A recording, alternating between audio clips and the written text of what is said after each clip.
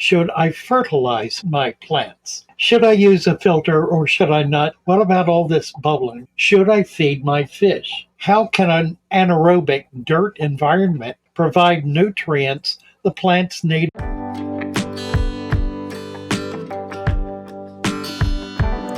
Well, hello. Come right on in. You're at Father Fish. I would like to spend a few minutes with you discussing some of the issues that are coming before me from people who are having problems setting up a deep substrate system. The very first advice I can offer is to get a set of directions and follow them. Simply trying to wing this on your own is not necessarily going to be effective. You can make mistakes. We have been able to troubleshoot this system sufficiently to be able to prevent simple errors. For example, the amount of soil that is put in the tank needs to be in a 55-gallon or less, no more than 1 inch. The composition of the soil is also more involved than simply using dirt from the backyard or a garden. We have a formula for that. To learn what this formula is and what the steps are, use the shoal. This is a resource that is developed specifically to help people do it right the first time. So go on the shoal, the link is posted here, and you'll be able to get an amazing amount of support. There are dozens of people on that site anxious to help you to make this work and to make it right. What about all this bubbling? It's perfectly normal, and it is not methane. It is not what you would see rising out of a swamp. These are gases, CO2 and nitrogen, that are arising primarily due to the interaction of chemicals, minerals, compounds that are being put together for the first time in a brand new tank and are reacting with each other. It is a process called chelation. Chelation occurs when chemicals interact with each other and continue to interact until the primary ingredients change and a stable condition is achieved. Its importance is that it creates materials that are then much more adaptable to the cycle of life that's being developed in your system. So don't worry about the gas bubbles. They're perfectly normal. They will go down, slow down over a period of time. Now the CO2 may not. You may continue to get CO2 for a long, long time because the substrate is a CO2 machine. That's a big part of what it's doing. It's breaking down waste, and part of that is creating carbon dioxide.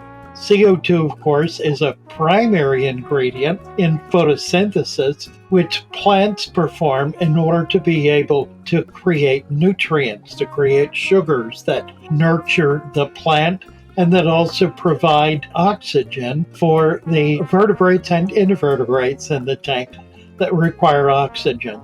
It's part of the cycle, and it's a critical part of it. Without CO2, the plant cannot grow. Should I use a filter or should I not use a filter? The primary function of a filter is to create a water flow. Now, in a planted tank, you don't want a high water flow, but it is good to have a slow water flow. Typically, a power hit is too much flow. You need something a bit slower than that. A sponge filter is best to provide that because it provides a slower, more natural kind of flow in the water. The flow is important because it allows all areas of the water to come in contact with the surface. Until the water comes in contact with the surface, CO2 cannot be released and oxygen cannot be dissolved into the water. So it's critical for that to happen. One of the concerns that comes up routinely, particularly among people who understand the importance of oxygen for plant roots is how can an anaerobic dirt environment provide nutrients the plants need O2, they need oxygen. And that's true, they do. They get that oxygen from carbon dioxide. Remember, this is a plant. Its job is to take in CO2, to break it down, and to release oxygen. In point of fact, the little tiny cilia, which are the little tiny, almost invisible hair roots that grow on the new roots of the plant, those are actually the agents of nutrition. They're the parts of the plant that absorb, that take in nutrients. In order to be able to create precisely the nutrient they want, they create an anaerobic environment around themselves in order to break down the material so that they can ingest it, take it in. Should I fertilize my plants? The problem with fertilizers is that it only is needed in an environment that lacks nutrients. If you follow the system that we have designed, the substrate has a wealth of nutrients that are built into it. There is no need at all for fertilizers. So far as the water column is concerned, if you have floating plants, certainly they need nutrients. They will get all of the nutrients they need from the waste from vertebrates and invertebrates living in the tank. Plants need animals, animals need plants. This is why I recommend that you start your tank on day 2 with some fish, some snails, perhaps some other inverts. Not a lot, just a few. You don't want to stress the environment, but having a few in there creates a nutrient base for the plants to be able to be nurtured. You want to load the tank up with plants right at the beginning and put a few fish in at the beginning. Now, I say a few because you don't want to create a stressful environment. However, after a week, if the fish you have put in are doing well, put a few more in. It is not that a dirted substrate can only manage a few vertebrates or a few invertebrates. It can manage quite a lot. But you don't want to introduce them all at once because you don't want to create an environment that is stressed. So do it slowly. In point of fact, the argument can be made that putting a few plants in at a time is more desirable than loading it up at the beginning. And undoubtedly that's true. However, plants are far more forgiving and far more capable of surviving in a nutrient-poor environment for a period of time. So long as they're adequately moisturized, if they're in water, these are aquatic plants, they're going to be able to maintain their integrity, and they will pull out of the water column whatever nutrients are available. So getting a few fish in there in the beginning is very important for the plants. Plants absorb ammonia directly. The minute it's produced, plants are taking it in. They take in ammonia, they take in nitrite, they take in nitrate. So having lots of plants in the beginning, you need not worry about the ammonia level because it's being taken care of by the plants. This is one of the reasons I recommend you do not become addicted to testing your water, because if you have the elements that are needed in order for that system to balance, you can depend on it that it will do so. If anything is out of balance, it'll bring it back in balance. What happens if the water becomes murky? If it becomes brown, it means that soil is leaching up through the sand into the water column. That's a perfectly natural phenomenon. It will only come up, however, the height of its depth. If it's 1 inch of sand, it will expand to 2 inches. The sand needs to be double the depth of the soil. 1 inch of soil requires 2 inches of sand. Now, can you use 1 inch of sand and 1 inch of gravel? You can, although the gravel really ought to be increased to 2 inches. You wind up in a 10-gallon tank with 6 inches of substrate. Kind of like what this is. It's really a bit much. Truthfully, in a 10-gallon tank, you can do half an inch and then an inch or a little better of sand, and that will be a perfectly adequate substrate for a 10-gallon tank. If the water is cloudy kind of from the beginning and is not clearing up, it is microscopic dust that is so fine it does not precipitate. It stays in the water column. Clay will do that. Clay is extremely fine mineralization that is sufficiently fine. It has no effective weight and does not precipitate. It does not fall down into the water column. A sponge filter, a fine mesh sponge filter, will go a long way towards straightening that out. If it does not clear up, start doing some small water changes, 10% at a time. You can do that every few days. In truth, you can do it every day. If you do no more than a 10% water change, you're not going to be substantially affecting the quality of the water. You will only be affecting what is in the water. So you can do these small water changes without creating any stress or any changes in the aquarium. That will help clear up that cloudiness problem. I have a tank here that's taking a long time to clear up. I pulled a lot of plants out. It created a lot of cloudiness in the water, which has been slow to resolve. It gradually is doing so.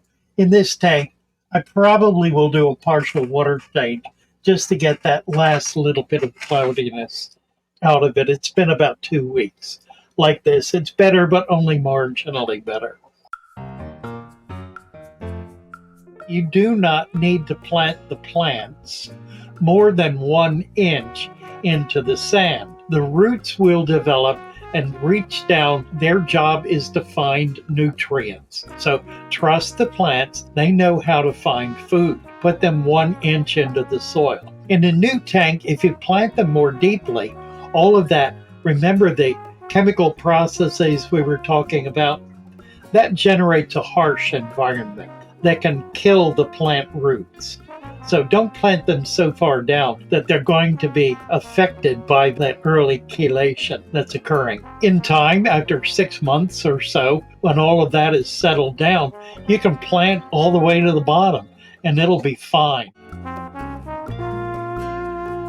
Well, of course you should. Fish need to eat. Now, are the fish getting some nutrients from the tank itself? They certainly are. There are organic substances, little microscopic animals that are living on the plants. When you put them in the tank, you're putting those little animals in with them. If you develop a resurrection jar and begin bringing some wild material in and putting it in your tank, you're going to be building biodiversity in your system. That's a vitally important component to having a genuinely balanced tank.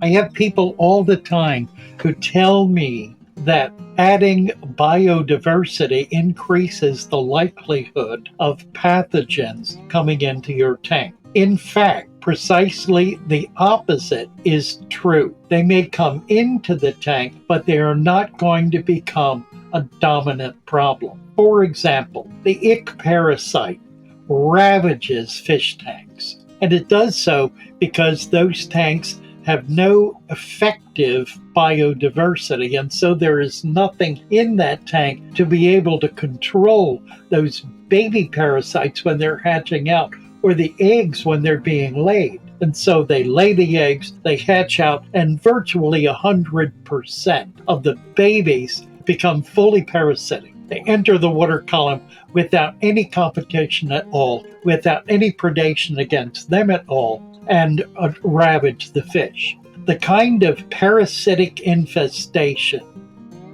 that you find in an aquarium from ick, for example, is virtually non-existent in nature. It does not exist to that extent in nature because the natural environment contains a wide diversity of microbiotic life. 50% of microbiotic life is parasitic. that is to say amoeba, paramecium, all of these little animals that are growing and thriving in that environment, half of them are parasitic. Now, they are parasitic on each other. They control each other, and that's the key. Having that environment in place means that no one pathogen can take over the tank because it's being controlled. It's being controlled at that earliest stage before it becomes something that can ravage the fish. Well, it's still just hatching out or still just a baby, just tiny little critter. It's being parasitized by other microfauna. So a few may escape that. You may see a few spots. In this tank, I've seen ick in the tank 2 or 3 times over the last 10 years or so, brought in by a new fish. I watch it carefully. There's one spot on a fish. I know it's ick because I know what it looks like. The spot drops off, and I observe very carefully. What happens with absolute consistency is I never see another spot. It never comes back. It never becomes an explosive population because it's being controlled at that microbiotic level, which prevents more than very few of those little parasites that are hatching out from actually becoming a problem in the water column. So biodiversity is absolutely fundamental to being able to have a healthy, balanced aquarium. It controls pathogens rather than, of course, it brings them in, but it brings them in a way that is controlled, in a way that will not become a problem for your fish. It's really a matter of trusting nature. And that is, in fact, what this experiment is all about. It's all about trusting that nature is able to sustain itself in a way that is healthy, in a way that is dynamic, in a way that is not deteriorating, but is continuing to flourish. That's the lesson to be learned from a natural system. A natural aquarium is one that does not collapse upon itself unless there is something dire that has occurred that is not a normal condition. Maintaining a natural aquarium is a wonderful life experience. It teaches you the power and the integrity of the natural world. Bring that into your home and enjoy the lessons to be learned from a natural aquarium.